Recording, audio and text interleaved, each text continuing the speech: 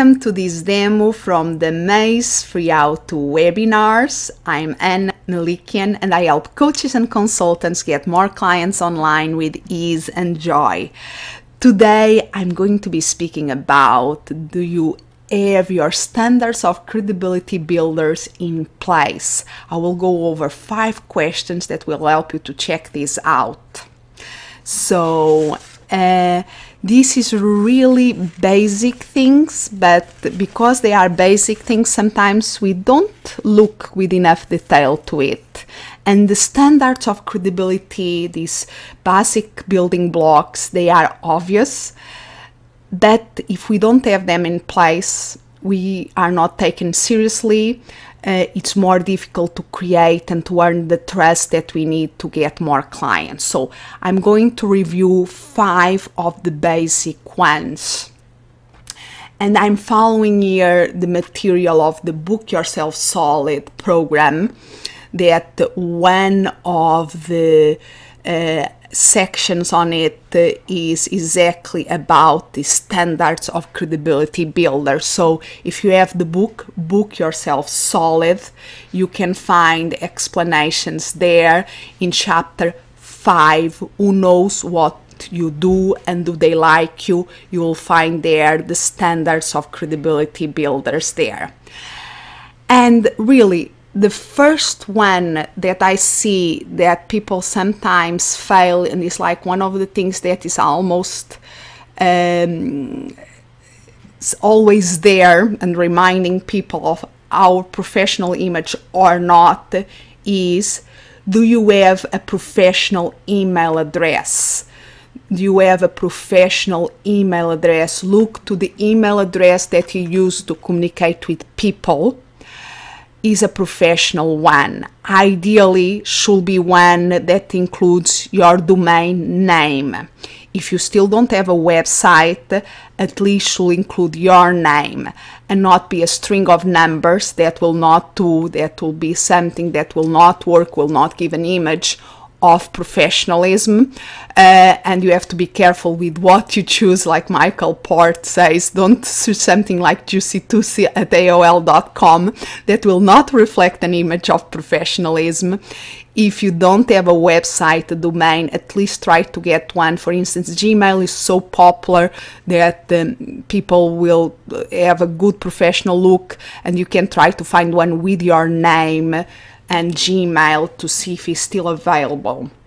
So, first question that you have to consider, do you have a professional email address?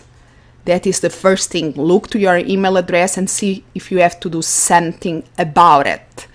If you are starting, like I said, the Gmail can be a good solution. You can create, even if you don't have a website, you can create a domain, you can buy a domain, and you can set up your email to grow via that domain. And I'm going to put 2 links to 2 resources here that can be helpful when you are starting up or when you are improving your branding. And one of them, let's see if I can pull this on here, is about when you are looking for the domain things. There are certain tools that can be helpful, and one of the tools here is this one, and I will put the link to this video, that is the name checklist. There are different sites. One of my favorite ones is this one, name checklist, and I have a demo about it. And what this allows us to check if it's a username, a domain, the name that we use to be known on the web is available in the different, as a web domain, as a social media, for instance, for using Twitter, for using in Facebook. Because if you keep it simple, you are asking people to memorize one thing.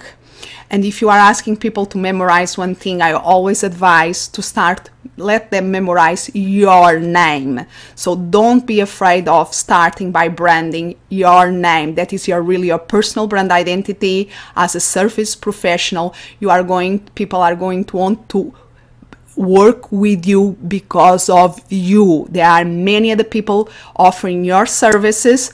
What differentiates you is you. So don't be afraid of branding your name.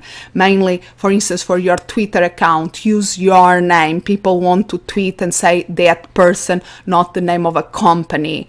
LinkedIn, the same thing, is your professional profile in LinkedIn. So the URLs should be customized with your name. Even your website, I really recommend to have always, even if you have another one, have yourname.com. Go to your main website. It's really, if you have to ask them to remember one thing, let them remember your name, your identity. So that you have this video about a way to check that the domain names. And I'm also going to put another link below this video that will allow you to look for domains in a very easy way. I love this site, and I also have a demo about this. That is instant domain search. Instant domain search that allows you to check a domain if it's available, like your name, in the difference, if it's .com, if it's .net. You can check, you can try different combinations there, and then you can buy via GoDaddy with a great discount. So I will put these two resources below this video. So this is the first point: professional email address. Do you have one? If you don't, get one. Okay, the second point that you should check is invest in quality business cards. And reply, do you have a quality business card to represent yourself? Business cards nowadays probably are the only concrete, traditional marketing material, printed material that I advise my clients to have. If you are a startup, I don't advise you to start to invest in folders, in pens, in all that kind of things that can be important for you in the future, but in the beginning, the best investment that you can do in a material thing is a nice business card. If you already are doing loads of in-person events, loads of workshops, yes, in that case, makes sense to have other types of printed material with your branding. But if most of your business is online, the only printing material that you really need is a business card. And why? Because you are going also to connect with people in person, and people expect, if you are a professional, to have a business card. Can be something very simple. What it cannot be is the ones that you print at home with the perforate edges, like the not well cutted, that you print at home and you see that is not really professional. You can get very affordable, professional made cards, very simple design. You don't have to really spend too much money on that. We want is just to have, if somebody asks for your contacts, here it is. That is the important thing. And don't go to crazy formats, because usually what happens when you go to different formats is very nice. When people get it, is really wow. But then it doesn't fit in the Rolodex. It doesn't fit in things, and usually that goes away. And in the reality, to have a business card to give is really the pretext to ask the contact of another person, because if you want that to happen, you have to be the one to do the follow-up. So if you give a business card, if somebody asks you for a business card, ask the contacts of that person. If the person doesn't have a business card, write them down and be the responsible of doing the follow-up. So this is very important. And I'm also putting below this video 2 links for 2 sites that I use. The 48-hour sprint, I really like that 48-hour sprint, or Vista print, for very affordable and really nice looking business cards. And they always have promotions. They always are with promotions. The only for instance, for me personally, I like to buy business cards when I do my business cards that one face has all the information, and the other side, the other side of the card, sometimes I put a quote or some other extra information, but I like that the other side of the card be of a material that is easier to write, because I know that people like to write a note in the cards, and some materials on the cards is very plastic and it's very difficult to write anything on it. And in this site you can choose that has two different sides to be able to be easier to write in one of the sides. So you can have attention to this kind of details, but don't go over the board in terms of the design of the card. Only if you are the service that you are providing is about design, that you have to stand out and that you have other people at that level. Yes, in that case is an exception. You should have an outstanding looking business cards. For most of the other service professional, you need a basic business card to look professional. So this is the second thing. So first question, do you have a professional email address? Second question, do you have a quality business card? Third question is, do you have a website? This nowadays is something very important. If someone wants to know more about you, what they do nowadays is that they Google your name, and you want them to find a professional looking website that represents you and your services. Having said this, yes, you should have a web presence, you should have a website, but if you are a startup, please listen to what I'm going to say. You don't have to go overboard and start to use your credit card to build a website. Don't do that, because if you are starting, many things will change, and probably you will have to redo the website in 1 year. So it's not a good investment, in my opinion, to start to a big customized website at the beginning. You can get a nice template in WordPress and get someone, a virtual assistant of somebody that can, a web designer that by a reasonable price can build you a very looking website for you to start. When your business grow, when you get book solid, then you can invest in a professional custom-made website that really represents your branding.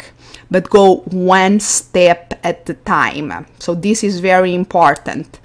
And do your homework before you start to build a custom-made website, even one with a template. I recommend two resources. If you have the Book Yourself Solid book, go to chapter 16 and read it. Chapter 16 is all about the Book Yourself Solid web strategy. How can you use the web to promote your business? And focus on what Michael Port says there about the website per se, because in that chapter he goes over Facebook, link, all the social media too. Focus on the web strategy for your own website.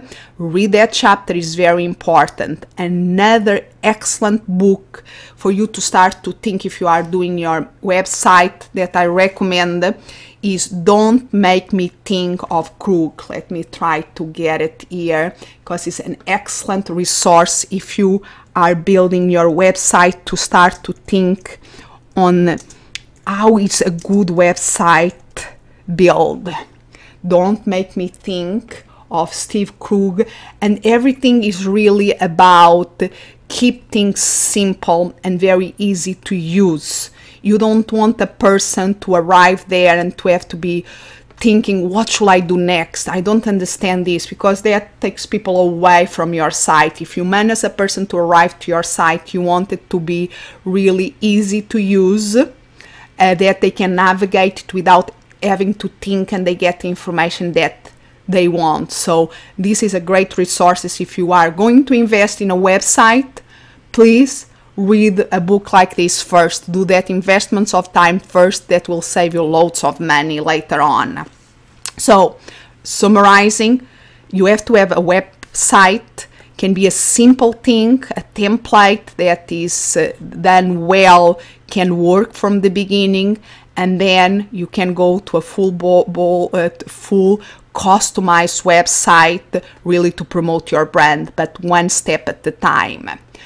So we cover emails, we cover business cards, now we are speaking about websites, and now we are going to move on to the fourth point of these essential credibility builders, that is, do you have a professional produced photograph of yourself?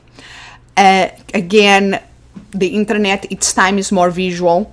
Each time you have to have all the sites ask you for having a photo of yourself to represent yourself, from Facebook to LinkedIn to Twitter. You want to have a professional looking photo there that represents you. Even in your website, even if it's a very simple website, you should have a photo of you there that people want to relate with you. So do you have a good photo representing you? That is really the question that you should ask. And if you don't, invest in one. That is a shop around, find, ask colleagues that have a nice photo, where the local colleagues where they took the photo, and get a nice photo then to represent you, and because it's going to be your image. It's really your best logo for your branding that you can display in your website, in social media, etc. And speaking about photos, also, if you go to an event, if you go to a meeting, if you meet somebody that is influencer for your target market, that people know, take photos in these events. Take photos of you if you are speaking in an event. Take photos of you speaking with people in front of you. Take photos of you with somebody that is known in your field.